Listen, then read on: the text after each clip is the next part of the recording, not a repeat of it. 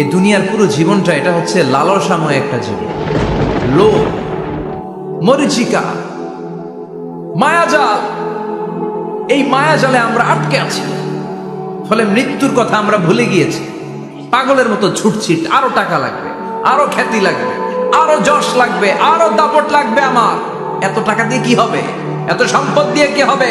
এত ব্যস্ততা দিয়ে কি হবে? তোমার স্টপ, থামো, অনেক হয়েছে। Allah, we have to go back to our lord. আমাদেরকে ফিরে যেতে হবে আমাদের রবের কাছে। আমরা কেউ আজীবন থাকতে আসি নাই। থাকতে পারবো আজীবন?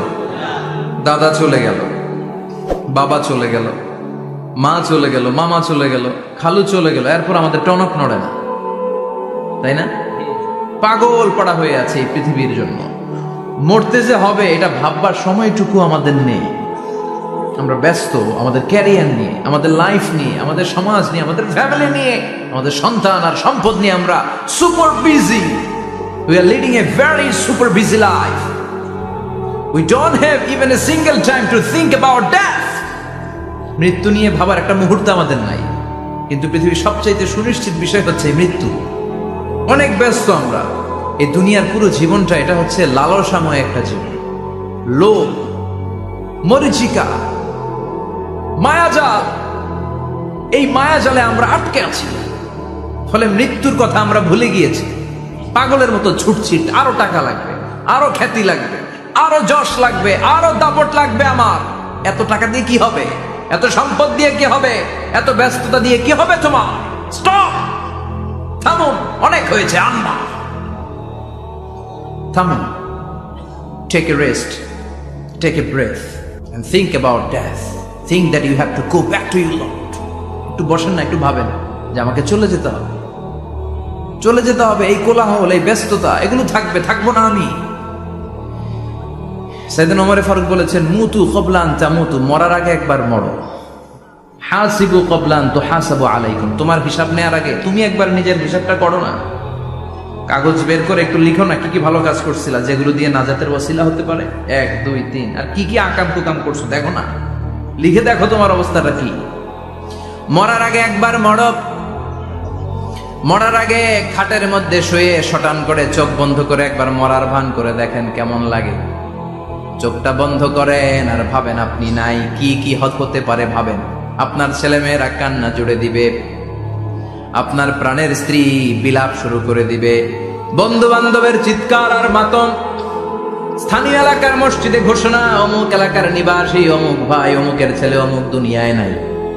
সব আত্মীয়রা চলে আসবে, ফেসবুকে স্ট্যাটাস দেয়া হবে, সবাই সবাইকে জানাবে বিকাল 4টায় অমুক হাই স্কুল ময়দানে আপনার জানাজা। ছুটে আসবে, সবাই ছুটে আসবে আপনাকে শেষ বিদায় দিতে, গুড বাই জানানোর জন্য, আল ওয়াদা, বিদায় জানাতে আসবে সবাই। 4 তাকবীর দিয়ে আপনার জানাজা হবে, অশ্রুসিক্ত জানাজায় আপনার বিদায় হবে। কাঠের খাটিয়ার মধ্যে করে কাঁধে তুলে আপনারে কবরে নেওয়া হবে। আগে থেকে খুঁড়ে রাখা কবরটার মধ্যে আপনারে বিছিয়ে দেয়া হবে। বাঁশের কচি দিয়ে তার উপরে মাটির চাপা দিয়ে সব চলে যাবে। ভাবেন না একবার চোখ বন্ধ করে, this is the circle of life, this is the nature of life. এটা সবার হবে, আমার হবে, আপনার হবে। এত মায়া, এত ভালোবাসা কই যাবে? কেউ থাকবে না, সবাই আপনার অন্ধকার কবরে রেখে দিয়ে চলে আসবে। উপরে বাঁশের কঞ্চি, তার উপরে মাটির চাপা, অন্ধকার আর অন্ধকার। এই অন্ধকার যেন শেষ হতে চায় না, শুধুই অন্ধকার, ঠিক কিনা? এজন্য আমাদের চলে যেতে হবে। দাদা গেল, চাচা গেল, মামা গেল, আমাদেরকেও যেতে হবে, জোরে কোন ঠিক কিনা?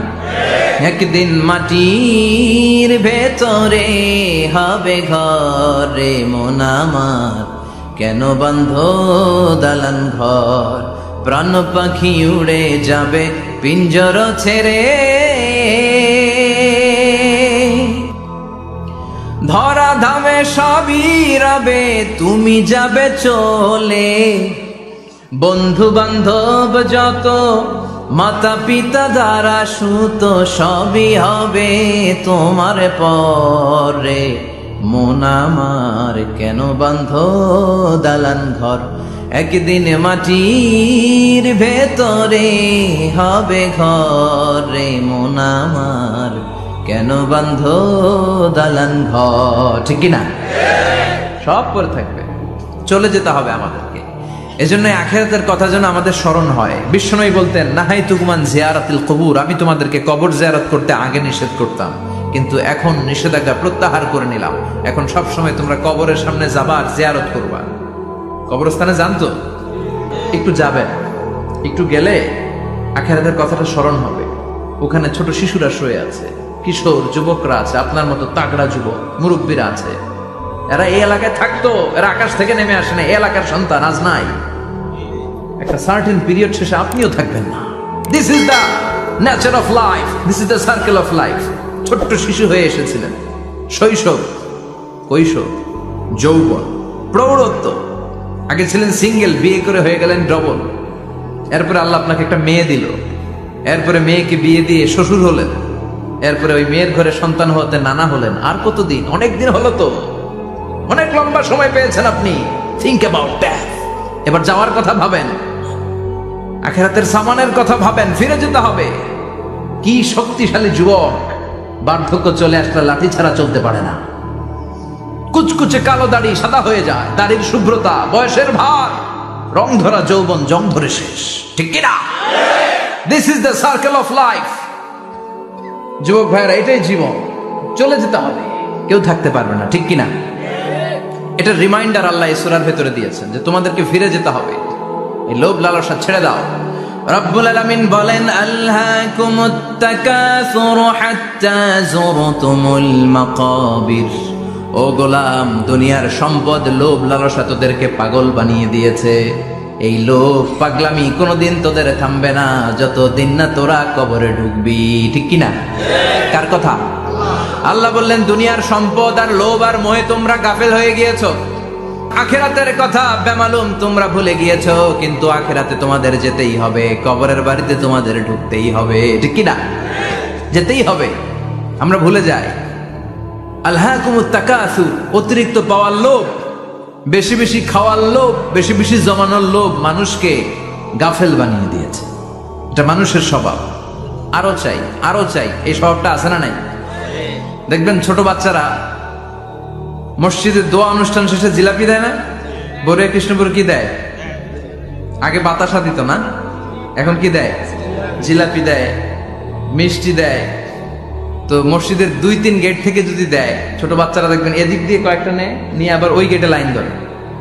ওর হাত হলো ছোট হাত, ওর হাত ভর্তি জিলাপি, আর নেওয়ার জায়গা নেই, এরপর আরেক জায়গায় লাইন ধরছে। আরো লাগবে, আরো লাগবে, এই আরো আরো আরো চাই। এই স্বভাবটাই মানুষকে কুড়ে কুড়ে শেষ করে দিয়েছে, ঠিক কিনা? এলাকার মেম্বার যে হয়েছে, চেয়ারম্যান হতে চায়, আছে না নাই? চেয়ারম্যান সাহেব এমপি হতে চায়, আছে না নাই? এমপি সাহেব মন্ত্রী হতে চায়, আছে না নাই? মন্ত্রী সাহেব প্রধানমন্ত্রী হতে চায়, আছে না নাই? কিন্তু এই দেশে সুযোগ নাই। কথা কন। আমার এই জীবনে তো আমি 2-3 জনই দেখলাম। বেগম খালেদা জিয়া, মাননীয় প্রধানমন্ত্রী শেখ হাসিনার ছোট্টবেলা দেখেছি এরশাদকে, আমরা তখন ছোট। এজন্য মানুষের এই চাহিদা কমবে না। বিষ্ণুই বলেন, লাউ আন্না লিকুল্লি ইবনে আদম ওয়াদিয়ান মিন যাহাব আহাব্বা আই ইয়াকুনা ইলাইহি ওয়াদিয়ান।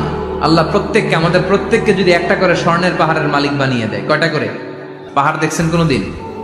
কই দেখছেন? চিটাং গেছিলেন? এই চট্টগ্রামে গেলে দেখা যায় কি পাহাড়। এই একটা পাহাড় স্বর্ণের, এক একটা স্বর্ণের পাহাড়ের মালিক যদি আমাদের এক একজনকে বানায় দেওয়া হয়, এরপর আমরা চাবো আরেকটা স্বর্ণের পাহাড়ের মালিক কেমন করে হওয়া যায়। আচ্ছা বলেন তো, একটা স্বর্ণের পাহাড় আমার 14 পুরুষ বিক্রি করে খাইলেও শেষ করতে পারবো এটা? তো আরেকটা কেন লাগবে আমার? ওয়ালাই আমলা আফাহু ইল্লা তুরাব। বিষ্ণু বলেন, কবরের মাটি যতক্ষণ না তোর মুখে না ঢুকবে, তোর এই চাওয়া চাওয়া খাই খাই সব বন্ধ হবে না। এজন্য আল্লাহ বললেন, আলহাকুমুত তাকাসুর হাত্তা যুরতুমুল মাকাবির। দুনিয়া তোমাদেরকে গাফেল বানিয়ে দিয়েছে, গাফলতি কমবে না যতদিন না কবরে ঢুকো।